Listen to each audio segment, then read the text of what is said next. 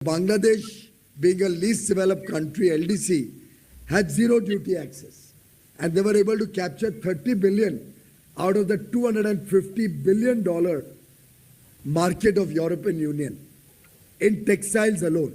Now we see before our eyes a potential to grow from 7 billion to at least 30, 35, 40 billion. अगर upset है तो पाकिस्तान और बांग्लादेश भी upset है, ठीक है ना जी, क्योंकि अब पाकिस्तान और Bangladesh will not be able to compete into the European markets.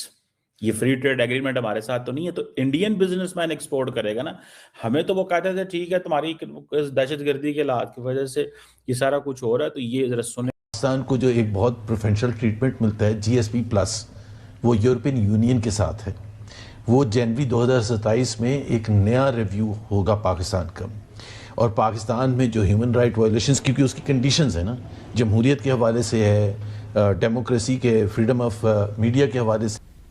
आपको याद होगा कि नॉन अलाइंड मूवमेंट बनी थी, वो इस वजह से थी कि there were two blocs, Soviet bloc and American bloc. तो जहाज़ उन्होंने कहा कि हम ना आपके साथ हैं ना आपके साथ हैं, हम जो है नॉन अलाइंड मूवमेंट की तरफ। वो चला एक अरसा तो इस ट्रेड डील को फाइनल होने में, और ये ट्रम्प साहब के लिए एक सबक है कि अगर वो विश्व को एक कोने में डालेंगे तो विश्व एक जगह आ जाएगा, सारे लोग एक जगह इकट्ठे हो जाएंगे, क्योंकि उनकी जो है कि सबके ऊपर टैरिफ ठोक दो, उनके टैरिफ ठोकने की पॉलिसी की, यानी इम्पोजिशन ऑफ टैरिफ के अगेंस्ट में एक tariff free. Basically to be honest, India ने सोचा ये है, या इंडिया कर ये रहा है, उसने कहा कि अमेरिकन एडमिनिस्ट्रेशन को अमेरिका के इत्तेहादियों के जरिए ही मारो।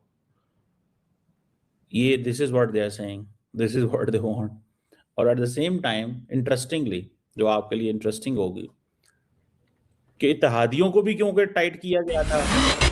दोस्तों, भारत और यूरोप के बीच में जो ट्रेड डील हुई है उससे कई देशों को मिर्ची लग पड़ी है, परंतु सबसे बड़ा फटका बांग्लादेश को पड़ने वाला है। दरअसल बांग्लादेश सबसे ज्यादा एक्सपोर्ट करता है कपड़ों का, और यूरोप के अंदर $30 बिलियन के कपड़े बेचता है। अब चूंकि भारत और यूरोप के बीच में ट्रेड डील हो गई है, जिससे अब बांग्लादेश की बजाय यूरोप के जो खरीदार हैं वो भारत से कपड़े खरीदेंगे। इसके पीछे वजह यह है कि भारत के कपड़ों पर 12% का जो टैक्स है वो लगाता था यूरोप, अब उसको कर दिया गया है 0, जिससे बांग्लादेश को भी लेने के देने पड़ गए हैं, क्योंकि इनकी एकमात्र कमाई का जरिया टेक्सटाइल भी है, और वहां पर जाकर यूरोप में अब भारत उस टेक्सटाइल वाले क्षेत्र को कब्जाने वाला है, जिससे बांग्लादेश की भी वाट लगने वाली है, क्योंकि इन्होंने भारत के खिलाफ बहुत ज्यादा चालें चली हैं, और मोहम्मद यूनुस ने तो एंटी इंडिया स्टांस काफी ज्यादा अपनाया था। और पाकिस्तान तो वैसे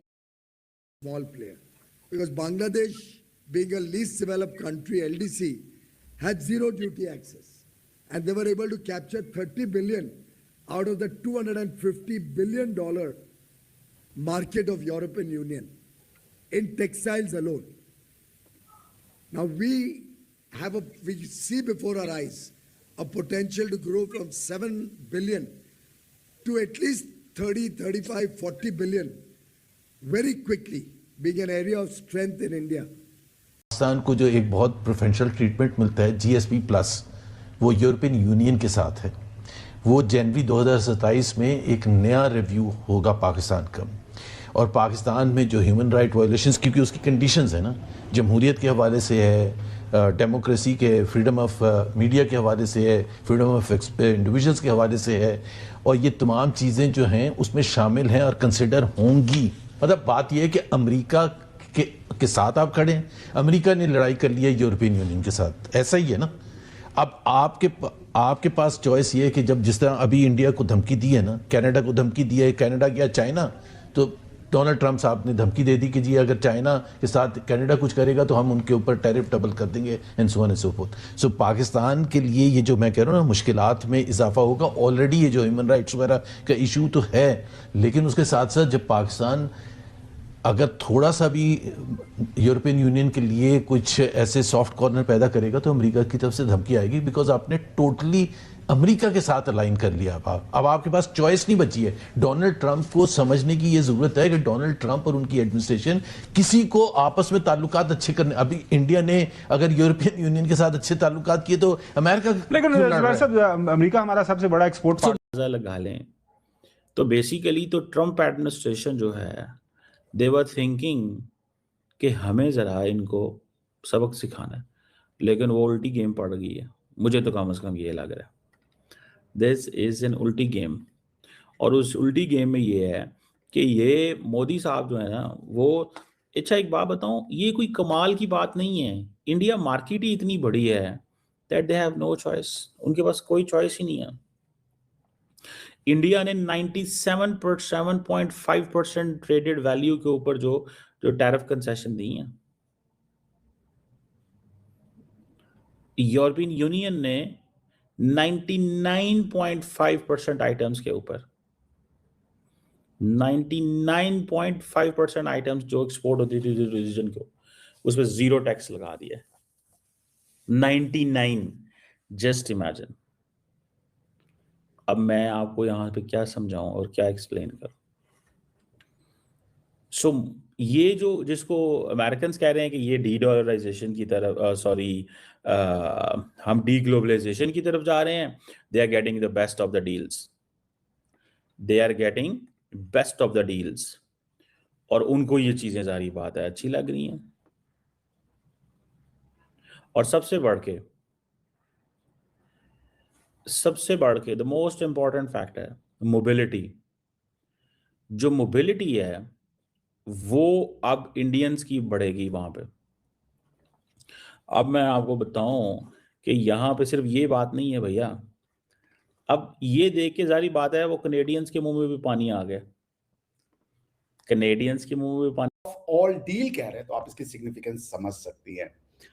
जो अब तक पब्लिक डोमेन में फैक्ट आ चुका है, मैं उसको रिपीट कर देता हूं। 25% of the world GDP which is massive, 25% का वर्ल्ड जीडीपी है। 2 करोड़ के आसपास पॉपुलेशन है, यानी कि 1.4 बिलियन या 5 बिलियन अगर इंडिया है तो बाकी के 500 मिलियन जो हैं वो आपके वो लोग हैं